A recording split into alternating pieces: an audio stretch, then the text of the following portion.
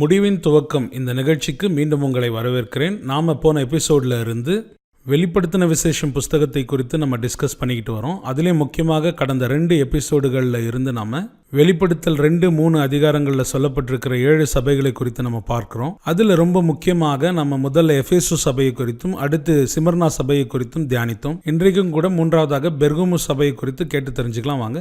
Price lord brother. Praise lord, praise lord brother. கடந்த 2 எபிசோடுகளாகவும் கூட நம்ம 2 சபைகளை குறித்து பார்த்துருக்கிறோம். எபேசு சபை குறித்து, சிமர்னாவை குறித்து பார்த்தோம். இன்றைக்கு முக்கியமாக பெர்கமு சபை, இதை குறித்து நீங்கள் என்ன சொல்ல விரும்புகிறீங்க? நம்ம ஏற்கனவே ஒவ்வொரு வாரம் பார்க்குற மாதிரி ஒரு சபையும் ஒரு காலகட்டமாகவும் பார்க்கறது இருக்குது. அந்த பேருக்கு அதுக்கான அர்த்தமும் இருக்குது. அதாவது அதுதான் வெளிப்படுத்தின விசேஷம். அது என்ன அப்படின்னா, இப்போது பெர்கமு அப்படிங்கிறது தான் இந்த வாரம் நம்ம பார்க்க போகிறோம். பெர்கமுங்கிற வார்த்தைக்கு என்ன அர்த்தம் அப்படின்னு கேட்டிங்கன்னா, மணமுடிக்கப்பட்ட அப்படின்னு அர்த்தம். அதாவது ஒன்ஸ் ஹூ மேரிட் அப்படின்னு சொல்லுவாங்க, மணமுடிக்கப்பட்டவள்.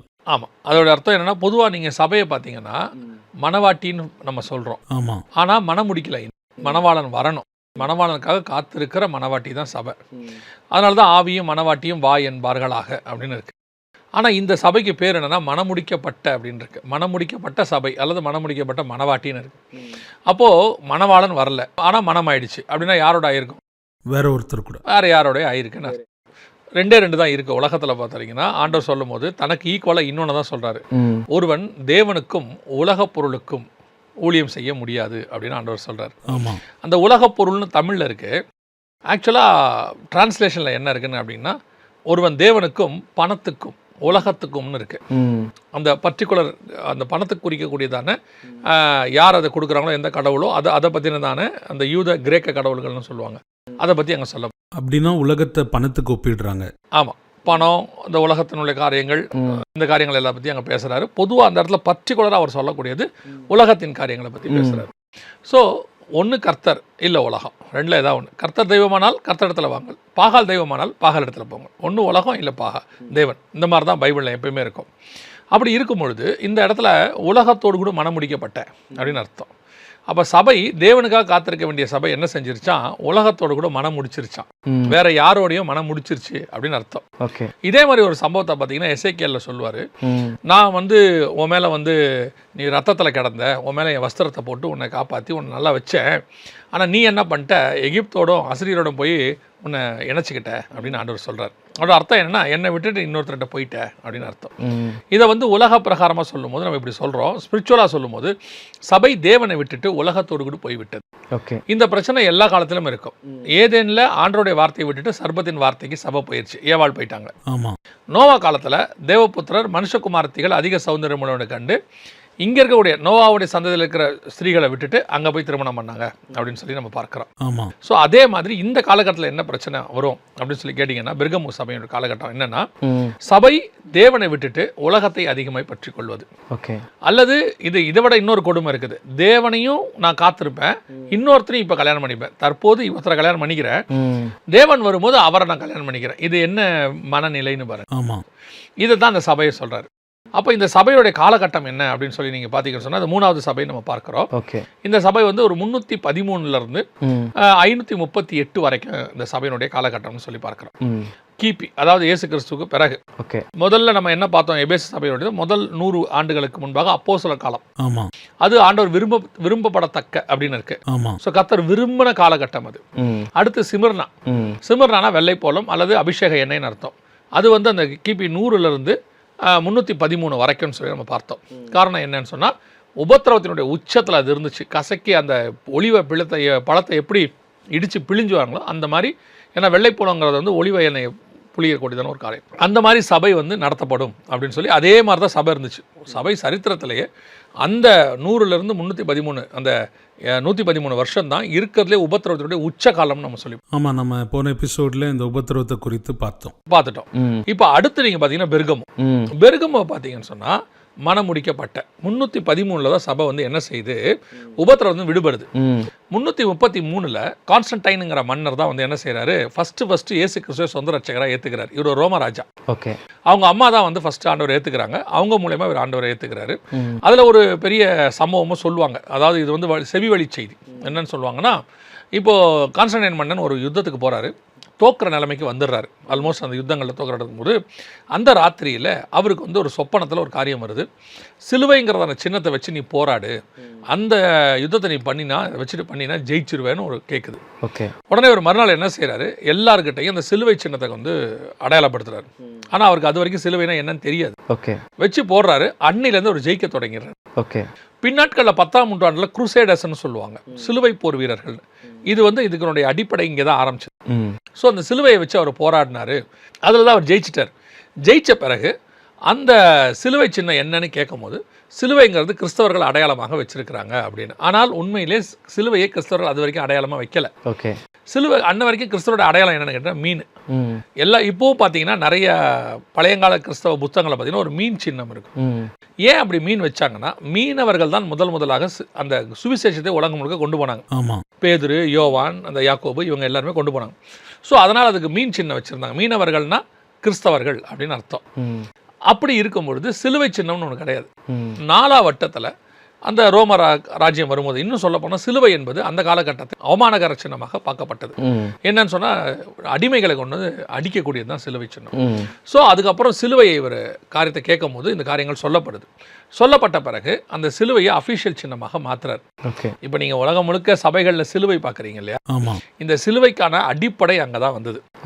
அது வரைக்கும் சிலுவை வந்து சின்னமாக வைக்கப்படலை. இன்னைக்கு நிறைய பேர் சொல்லுவாங்க, சிலுவை வந்து கிறிஸ்தவத்தினுடைய அடையாளம்னு. கிறிஸ்தவனுடைய அடையாளம் சிலுவை அல்ல, கிறிஸ்து. நிறைய பேர் அப்படிதான் நினைக்கிறாங்க, சிலுவை தான் கிறிஸ்தவருடைய அடையாளம்னு. முதல் 3 நூற்றாண்டுக்கு சிலுவையே கிடையாது. அப்போ இப்பயும் சிலுவையை எடுத்துடணுமா நீங்கள் அப்படின்னா, நான் அந்த ஆர்கியூமெண்ட்டுக்கே வரல. நாம் பல காரியங்களில் பைபிளில் சொல்லாத விஷயங்களை நம்முடைய அடையாளங்களாக வச்சிருக்கிறோம். இன்றைக்கும் பெரும்பான்மையான கிறிஸ்தவர்களில் ஒரு கூட்டம் வந்து சிலுவையை சின்னமாக வைக்கிறதில்ல. அவங்க சர்ச்சுக்குள்ளேயும் வைக்க மாட்டாங்க, வெளியும் வைக்க மாட்டாங்க. அவங்க கிறிஸ்து தான் அவர்களுக்கு அடையாளம்.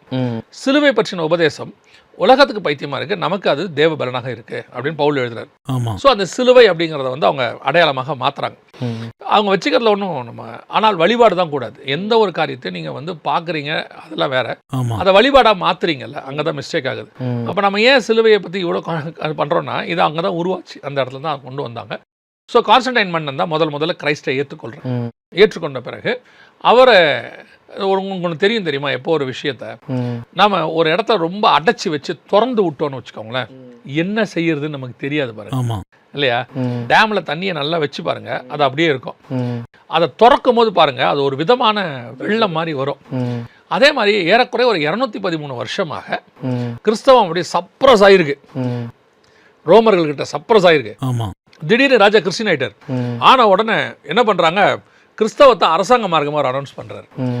அது மட்டும் அல்லாதபடிக்கு கிறிஸ்தவர்களுக்கு சலுகை அது இதுன்னு ஒன்று ஒரு பக்கம் சபை சோரம் போக்க தொடங்க ஆரம்பிச்சிருச்சு. என்னன்னா, ஜனங்கள் இயேசுவை ஏற்றுக்கொள்ளணும், அதில் மாற்றுக்கிறதே கிடையாது. ஆனால் இயேசுவை விசுவாசித்து தான் ஏற்றுக்கொள்ளணும், ஆசீர்வாதத்துக்காக ஏற்றுக்கொள்ளவே கூடாது. இவங்க நிறைய பேர் சொல்லுவாங்க, அப்போ குஷ்டரோகியை சுகமாக்கினாரு, பார்வையற்றவர்களுக்கு பார்வை கொடுத்தாரு. இது எல்லாத்தையுமே பாருங்க, ஏற்றுக்கொள்வதற்காக அவர் செய்யவே இல்லை.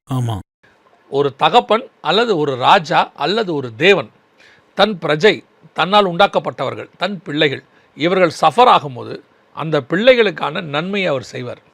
இளையகுமாரன் வந்து சொத்தை பிரித்து கேட்கும் போது அவனுக்கு அது தேவைப்படுதுன்னு கொடுக்குறாரு இல்லையா. அதே மாதிரிதான் ஆண்டவர் சுகம் கொடுக்குறாரு, எல்லாருக்கும் கொடுக்குறாரு. நிறைய தடவை பாருங்க, நான் பிலீவர்ஸ் தான் இயேசுகிட்ட வந்து சுகத்தை வாங்குறாங்க, வாங்கிட்டு அவங்க பிலீவர்ஸ் ஆகுறாங்க இல்லையா. அப்போ கிரைஸ்ட் வந்து பிலீவர் நான் பிலீவர்னு பார்க்கல, யார் வந்து கேட்டாலும் சுகம் கொடுக்கிறவராக இருக்கிறார், விடுதலை கொடுக்கிறவர், ஆசீர்வதிக்கிறவர், எல்லாமே இருக்கு. அப்போ இங்க என்ன ஆகுதுன்னா, இவங்க எல்லாருமே கிரைஸ்டை ஆசீர்வாதத்துக்காக ஏற்றுக்கொள்ள தொடங்குறாங்க. என்ன ஆசீர்வாதம்? அரசாங்க மார்க்கம் ஆயிடுச்சுன்னா அந்த மார்க்கத்தில் இருக்கிறவங்களுக்கு அரசாங்கத்தில் முன்னுரிமை, அந்த மார்க்கத்தில் இருக்கிறவங்களுக்கு சம்பளம் ஜாஸ்தி, அந்த மார்க்கத்தில் இருக்கிறவங்களுக்கு வந்து ப்ரொமோஷன் இருக்கு. இந்த மாதிரி காரியங்கள் நடக்க ஆட்டோமேட்டிக்கா எல்லாரும் தங்களை என்ன செய்ய ஆரம்பிக்கிறாங்க, கன்வெர்ட் ஆக ஆரம்பிக்கிறாங்க. உலக ஆசையை காமிச்சு எல்லாரையும் அதில் கன்வெர்ட் பண்ணிக்கலாம். அப்படி ஆகும்போது என்ன ஆகுதுன்னா, சபை அரசாங்கத்தோடு கூட மனம் முடிக்குது. சபை வந்து எப்படி அப்போ வந்து எதிர்க்கணுமானா இல்ல, சபை அரசாங்கத்தை எதிர்க்கவும் வேண்டாம், சபை அரசாங்கத்தோடு கூட ஓடவும் வேண்டாம். சபை அரசாங்கத்துக்காக ஜெபம் பண்ணிட்டு சபை வேலையை பார்த்தா போதும். அது சொல்ல வேண்டிய சுவிசேஷத்தை சொல்லி அது போக வேண்டிய பாதையில் அது போயிட்டே இருக்கணும். அது எந்த அரசாங்கத்தோடு கூட இணைய வேண்டியது கிடையாது. நான் சொல்றது வந்து ரோம அரசாங்கம் மட்டுமல்ல, இன்னைக்கு இருக்கிற கூடியதான உலகத்துல எந்த அரசாங்கத்தோடுக்கும் சபைக்கு என்ன கிடையாது, சம்பந்தம் கிடையாது. சபையானதோடைய அரசாங்கம் யாருன்னு கேட்டிங்கன்னா கிரைஸ்ட். ஆமாம். நம்ம ஜெபம் பண்ணும்போது எப்படி ஜெபம் பண்ணுறோன்னா, உம்முடைய ராஜ்யம் வருவதாக. ஆமாம். இன்றைக்கும் சரி அன்னைக்கும் சரி கான்ஸ்டன்டைன் மன்னன் காலத்தில் உள்ள அதே பிரச்சனை இப்பயும் இருக்குது.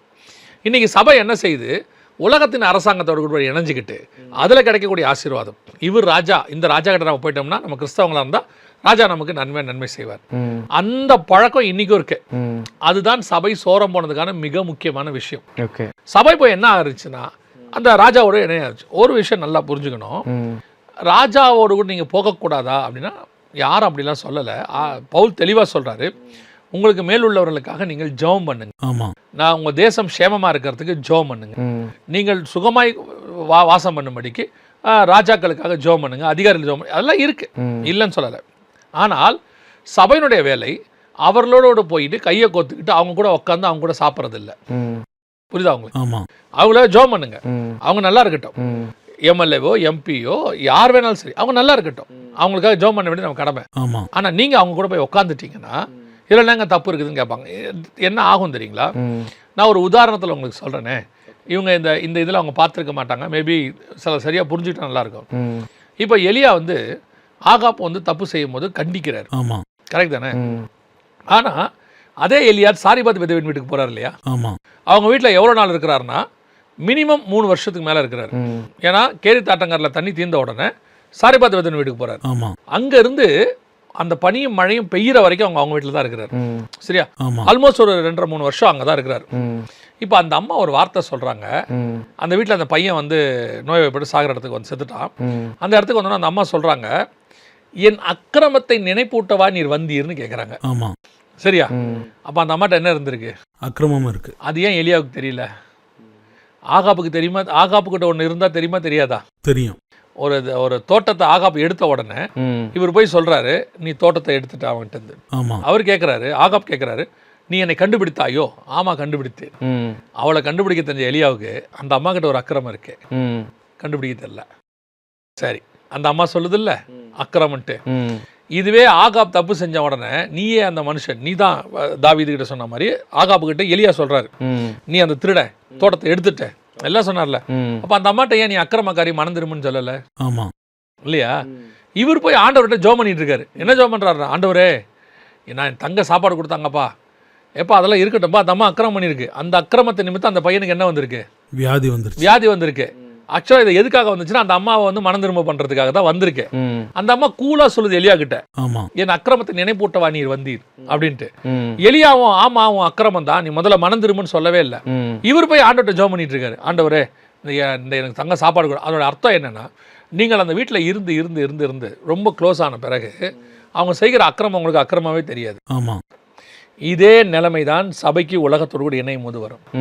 நீங்கள் பல நேரங்களில் ராஜாக்களோட கூட போய் உட்காரும் போது ராஜாக்கள் செய்கிற தப்பை கண்டித்து சொல்லக்கூடிய அளவுக்கு உங்களுக்கு தைரியம் இருக்குமானால் நீங்க அவங்களோட போய் இருக்கலாம்.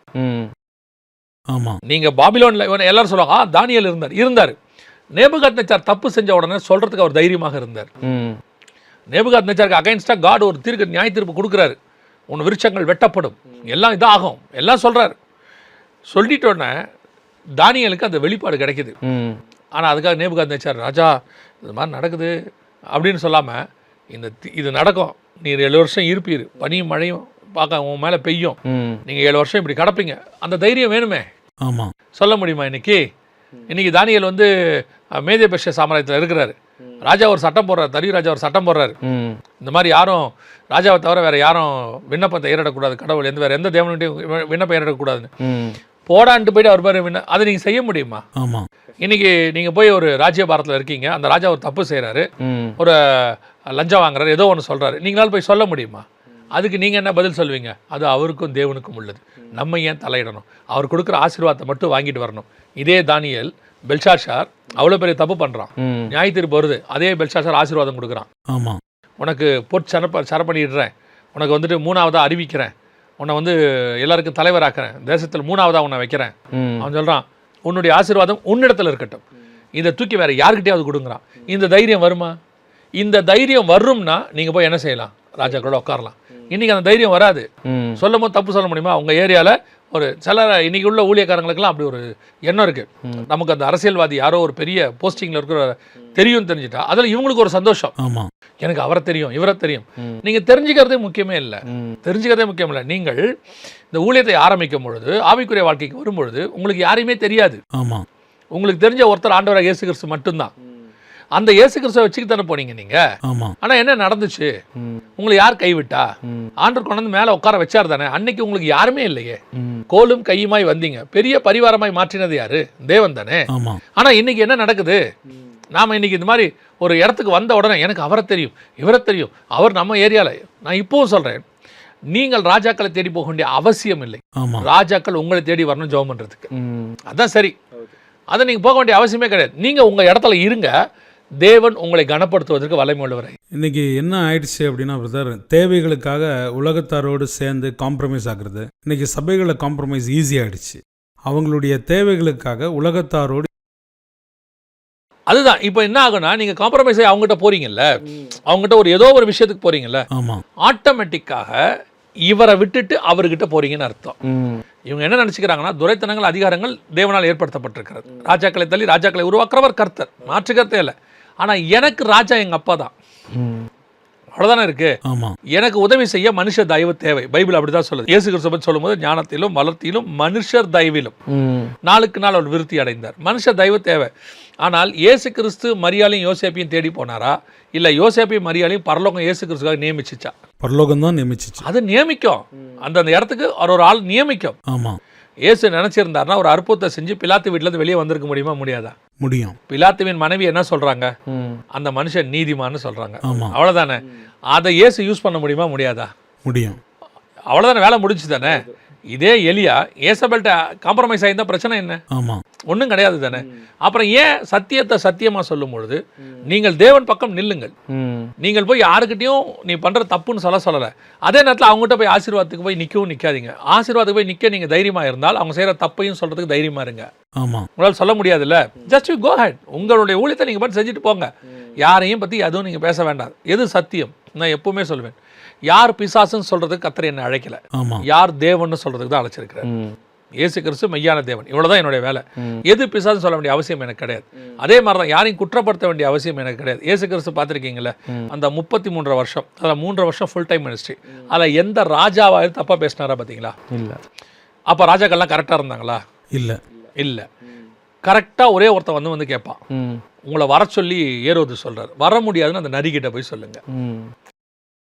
அவ்வளவுதான் நடந்துச்சு. அவளியா இவர் இருக்கிற ராஜாக்களெல்லாம் திட்டிக்கிட்டே இல்லை இருக்கிற ராஜாக்களை போய் பார்த்துக்கிட்டே இல்லை.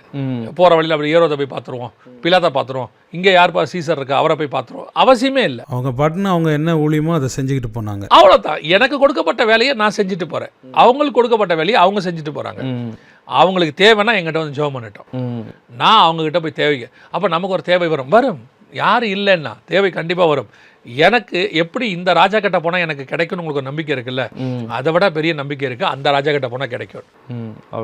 அவர் கொடுக்குறாரு, வானத்தின் பலகணிகளை திறந்து ஆசீர்வதிக்கிறவர். இவங்களுக்கு என்னன்னா, இந்த உலகத்தோட மனம் முடிக்கிறதுல, அதுவும் இந்த காலத்தில் இருக்கிற சபைகள் வந்து ரொம்ப வேகமாக இருக்கு. அவங்களுக்கு வந்து இன்னும் சொல்ல போனால், நீங்கள் வந்து ஒரு விசுவாசி என்ன கேட்டிங்கன்னா, விசுவாசிங்கிறதான அந்த டைட்டில் இருக்குல்ல, மிகப்பெரியதான ஆசீர்வாதம். I'm a believer of Jesus Christ. சரி, இதுக்கு அடுத்து ஸ்தானாதிபதி, அம்பாசிடர் ஆஃப் கிரைஸ்ட். இதுக்கு அடுத்து சீஷன், டிசைபிள் ஆஃப் கிரைஸ்ட். சரியா? இதுக்கு அடுத்து ஊழியக்காரன், servant of Christ, servant of God. இவ்வளோ இருக்குல்ல. இதை தாண்டி இன்னைக்கு எல்லாருக்கும் ஒரு ஆசை வந்திருக்குது, நானும் எம்எல்ஏ ஆகணும், நானும் எம்பி ஆகணும், நானும் ராஜாவாகணும். ஒரு எக்ஸாம்பிள் என்னன்னா பிரதர், போன வாட்டி கூட நம்ம பேசணும், பில்லிகிராம்க்கு பிரசிடென்ட் ஆகிற வாய்ப்பு நிறைய வந்தாலும் கூட அவங்க என்ன சொல்றாங்கன்னா, I don't want to depromote myself அப்படின்னு சொல்றாங்க. ஆண்டவர் ஏற்கனவே எனக்கு பெரிய ஸ்தானத்தை கொடுத்துருக்கிறாரு, பிரசிடென்ட் ஆகி நான் டீப்ரமோட் ஆக எனக்கு விருப்பம் இல்லைன்னு சொல்றாரு. அதனால தான் அந்த தேவ மனுஷனை இன்னைய வரைக்கும் உயர்த்தி வச்சிருக்காரு ஆண்டவர் மேல. எந்த அமெரிக்க ஜனாதிபதியும் பில்லிகிராம் பத்தி தப்பா பேச முடியாத இடத்துல கொண்டு உட்கார வச்சிருக்காரு. ஆமா, எல்லா தேவனுக்குள்ள இருக்கிற ஊழியக்காரர்களும் அப்படித்தான். இன்னொன்று பிரதர், நீங்க ஏற்கனவே சொன்ன மாதிரி ஒருத்தர்கிட்ட நம்ம போகும்போது அவங்கள கண்டிக்கிற குணம் நம்ம கிட்ட இருந்தால் தான் போகணும். பில்லிகிராம் அவங்களுடைய உதாரணத்தை எடுத்துக்கிட்டோம்னா, எல்லா பிரசிடென்ட்டும் கூட ஒரு நெருக்கடியான காலகட்டத்தில் பில்லிகிராமை தான் தேடி வந்தாங்க. அவர் அவங்களுக்கு சஜஷன்ஸ் கொடுத்துட்டு இருந்தாரு. அதுதான் சரியா இருக்கும் இல்லையா? இப்போ எலியாவை தேடிதானே ஆகாப் வரணும், ஆமா எலிசாவை தேடித்தானே இஸ்ரவேல் ராஜா வரணும் இல்லையா? ஒரு சவுல் வந்து சாமுவேலை தேடித்தானே வரணும், இயேசு கிறிஸ்துவை தேடித்தானே ஜனங்கள் வரணும், ஆமா கொர்நேலியும் பேதுருவை தேடித்தானே வரணும். ஆமா இது வந்து உங்க அபிஷேகம். நீங்க ஆக்சுவலா இவங்களுக்கு இன்னொன்னும் அந்த அபிஷேகத்துல ஒரு பார்ட்டி உங்களுக்கு புரியலன்னு சொல்றேன். நான் விசுவாசியில இருந்து ஊழியக்காரங்க வரைக்கும் சொல்றேன். நீங்க யாருன்னு சொன்னா நீங்க என்ன சொல்லுவீங்க? உங்களை ஒரு அடையாளப்படுத்துறீங்க, ஸ்பிரிச்சுவலா என்ன அடையாளப்படுத்துவீங்க? விசுவாசி, ஊழியக்காரர் சொல்றீங்கல்ல. ஊழியக்காரருடையதான மிக முக்கியமான விஷயம் என்ன தெரியுமா? 2 இருக்கு. ராஜாக்களும் ஆசாரியருமாய் அழைக்கப்பட்டோம். ஆமா வெளிப்படுத்தல 1:6 சொல்லுது, நம்மளை ராஜாக்களும் ஆசாரியருமாய் அழைத்திருக்கிறாருன்னு இருக்கு. இப்போ சொல்லுங்க, இவங்களை விட பெரிய ராஜாக்கள் கூட ராஜாவா இருக்க கர்த்தர் அழைச்சிருக்கிறார். சரியா?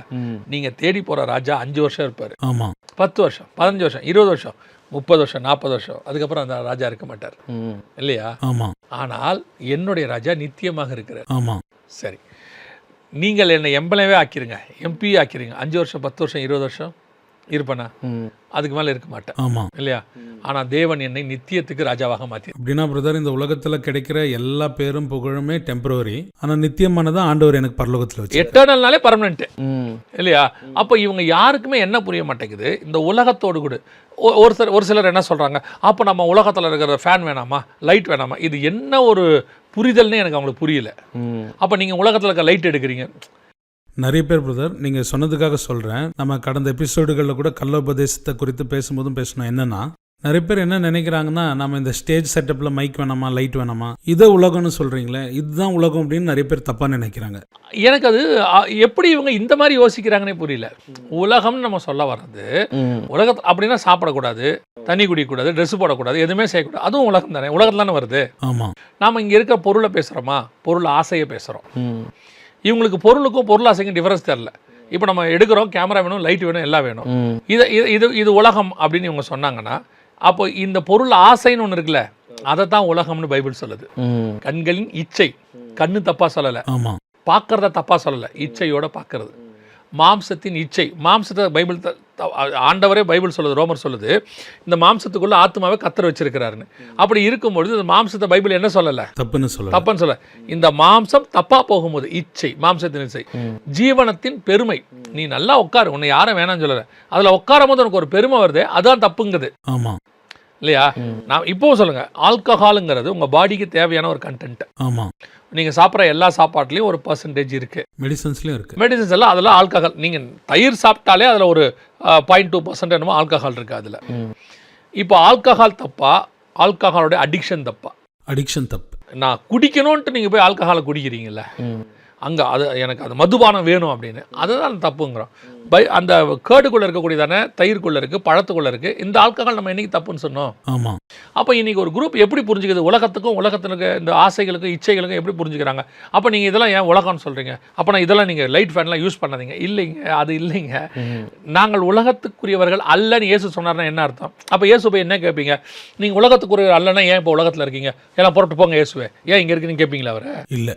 அவர் தெளிவாக சொல்றாரு, நான் இந்த பூமியில் இருக்கிறேன், நான் உலகத்தை ஜெயித்தேன்ட்டார். இன்னும் சிலுவைக்கே போல அவரு. ஆமா, உலகத்தை ஜெயித்தனா அப்புறம் எதை ஜெயிச்சிருப்பாரு அவரு? ஆசைகளை, உலகத்தின் இச்சைகளை. விசாசு வந்து சொல்றான், கல்லுகளை அப்பமாக்கி பூசி. தேவையில்ல போடா, வார்த்தை இருக்கு. சரி, ஓகே, ரைட், பரவாயில்ல, இருக்கட்டும். இங்க மேல உப்பரைக்கிலும் குதிங்க, தூதர்கள் வந்து காப்பாற்றுவாங்க. தேவனை பரிசுத்து பாராதிருப்பாய, உலகத்தினுடைய சகல மகிமைகளையும் காண்பித்து எல்லாத்தையும் எடுத்துக்கோங்க, போடா, உன் தேவனை கர்த்தர் ஒருத்தரையே பணிந்து கொள்வாயாக, வேலை முடிஞ்சு. இதை தான் உலகத்தை ஜெயித்தேன். இந்த எக்ஸ்பிளனேஷன் பைபிள் இருக்க. இப்போ இவங்கெல்லாம் என்ன நினைச்சுக்கிறாங்க, உலகம்னா என்ன, அப்போ இதெல்லாம் தேவையில்லையா? தேவையில்லை. இப்போ நீங்க என்ன வந்துட்டு இங்க ராஜாவாக்கிட்டீங்கன்னா, நான் ஏற்கனவே ராஜாவா ஒரு இடத்துல உட்காந்துருக்கேன்ல. இப்போ நீங்க சிலர்லாம் கவனிங்க, 2 தொகுதியில் போட்டிடுவாங்க, 2 தொகுதியில் 4 தொகுதியில் போட்டிடுறவங்களாம் இருக்காங்க. ஏதோ ஒன்றில் ஜெயிச்சிட்டா, 4மே ஜெயிச்சிட்டாங்கன்னே வச்சுக்கோங்க. ஆனால் அவங்க 4க்கும் என்னவா இருக்க முடியாது? எம்எல்ஏவா இருக்க முடியாது, எம்பியாவோ எம்எல்ஏவோ இருக்க முடியாது. ஸோ ஒரு 3 அவங்க என்ன பண்ணணும்னு கேட்டிங்கன்னு சொன்னால் ரிசைன் பண்ணணும். 2னா ஏதோ ஒன்று. ஸோ ஆஸ் பர் லா அவங்க ஏதோ ஒன்றுக்கு தான் என்னவா இருக்கணும்? எம்எல்ஏவா இருக்க முடியும். இதை ரொம்ப அழகாக ஆண்டவர் சொன்னார். கர்த்தர் தெய்வமானால் கர்த்தர் இடத்துல வாங்க. ஒன்று நீ ஹெவனுக்கு அவர் கூட ராஜாவா இரு, இல்லை பூமியில் ராஜாவா இரு. நான் இங்கேயும் மனம் முடிச்சுப்பேன், அங்கேயும் மனம் முடிச்சுப்பேன். அப்படின்னா என்ன அர்த்தம்? ரெண்டும் முடியாது. ஒன்று இங்கே இல்லை அங்கே. அப்போ நீங்கள் என்ன சொல்ல வரீங்க? பூமியில் எதுவுமே இல்லையா? நீ வாழ்வதற்கு என்ன தேவையோ எல்லாம் உண்டு.